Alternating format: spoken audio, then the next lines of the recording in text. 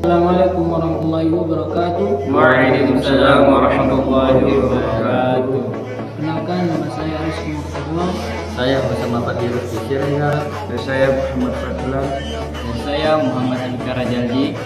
Kami dari Universitas Al-Wasliyah Medan dan jurusan Pendidikan Agama Islam. Mata kuliah Ulumul Quran dan dosen pengampu Ibu Laila Auni MPH.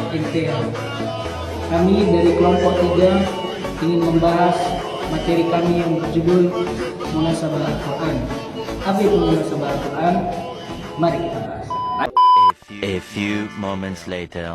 Yang pertama, definisi munasabah Al-Quran. Definisi munasabah Al-Quran adalah ilmu yang membahas tentang hubungan atau keterkaitan antara ayat dengan ayat atau surah dengan surah dalam Al-Quran. Keterkaitan ini dapat berupa keserasian makna, tema, atau susunan yang menunjukkan kesinambungan dan kesatuan pesan dalam Al-Quran.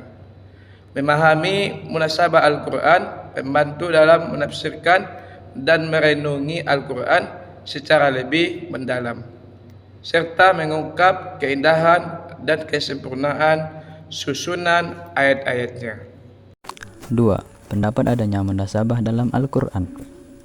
Munasabah dalam Al-Quran merujuk pada kaitan atau hubungan antara ayat-ayat, surat-surat, dan tema-tema yang terkandung di dalamnya. Berikut beberapa pendapat tentang adanya munasabah dalam Al-Quran. 1. Kesesuaian antara ayat-ayat, yaitu munasabah menunjukkan bahwa ayat-ayat dalam Al-Quran saling terkait dan memiliki hubungan yang logis. Hal ini menunjukkan kebijaksanaan dan kekuasaan Allah dalam menyusun wahyunya. 2. Struktur yang terorganisir, yaitu Al-Quran memiliki struktur yang terorganisir dengan baik melalui dari surat-surat Mekah yang berfokus pada keimanan dan akhlak, sehingga surat-surat Madinah yang terfokus pada hukum dan masyarakat. 3. Kaitan antara surat-surat.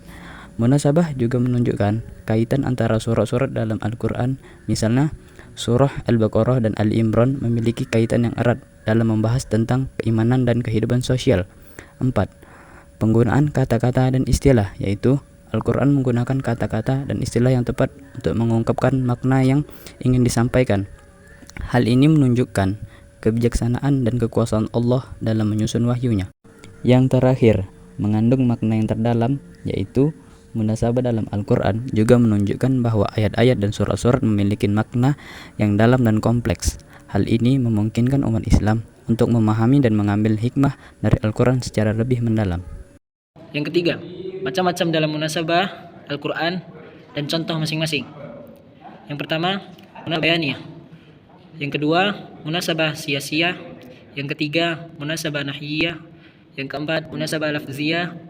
Dan yang kelima, munasabah ma'nawiyah. Pertama, munasabah bayaniyah adalah hubungan antara ayat-ayat Al-Quran dalam hal makna dan penjelasan.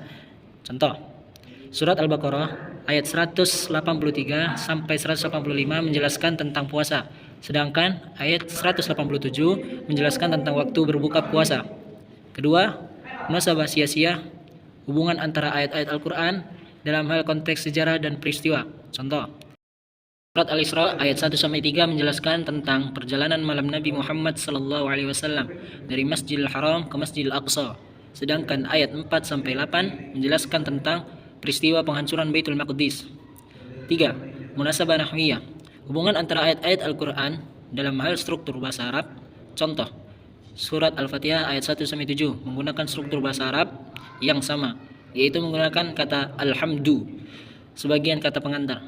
4. Munasabah lafziyah, hubungan antara ayat-ayat Al-Quran dalam hal penggunaan kata-kata dan istilah. Contoh, surat Al-Baqarah ayat 143 menggunakan kata ummatan untuk menjelaskan tentang umat Islam, sedangkan ayat 144 menggunakan kata militan untuk menjelaskan tentang agama Islam. Sedangkan ayat 144 menggunakan kata millatan untuk menjelaskan tentang agama Islam. 5. Munasabah nahwiyah, ma'nawiyah, Hubungan antara ayat-ayat Al-Quran dalam hal makna dan konsep. Contoh, surat Al-Ikhlas ayat 1-4 menjelaskan tentang konsep tauhid, sedangkan surat Al-Kafirun 1-6 menjelaskan tentang konsep kebebasan beragama. Dengan mempelajari munasabah dalam Al-Quran, kita dapat memahami lebih dalam tentang makna dan konteks ayat-ayat Al-Quran, serta mengingatkan pemahaman kita tentang ajaran Islam. Kita akan masuk ke pembahasan selanjutnya, yaitu hikmah adanya munasabah dalam Al-Quran. Yang pertama, pernyataan keajaiban ilahi. Susunan ayat yang tampak teratur dan saling melengkapi bukanlah hasil kebetulan, melainkan merupakan manifestasi dari kehendak dan kebijakan Allah Subhanahu wa taala. Keteraturan ini menjadi salah satu bukti istimewa adanya Al-Quran sebagai wahyu yang diturunkan oleh Allah Tuhan Yang Maha Esa. Yang kedua, penafsiran dan pemahaman. Dengan adanya hubungan antara ayat, pembaca atau penafsir dapat memahami konteks secara lebih mendalam. Ayat-ayat yang berkaitan satu sama lain seringkali memberikan penjelasan tambahan atau memperkuat makna ayat lain, sehingga keseluruhan pesan yang hendak disampaikan menjadi lebih jelas dan mudah difahami. Yang ketiga, menyampaikan pesan secara terpadu. Munasabah membantu menyatukan pesan-pesan moral, hukum, dan spiritual yang terdapat dalam Al-Quran. Walaupun ayat-ayat tersebut tidak disusun secara kronologis, keterkaitan tematik antara ayat memastikan bahwa seluruh isi Al-Quran tersaji secara komprehensif dan saling melengkapi, sehingga membentuk suatu pedoman hidup yang utuh bagi umat Islam. Yang keempat, menumbuhkan refleksi dan kontemplasi. Keterkaitan ayat mengundang setiap pembaca untuk merenungkan dan menggali makna mendalam di balik setiap petunjuk yang disampaikan. Merupakan refleksi dan kontemplasi. Keterkaitan antara ayat mengundang setiap pembaca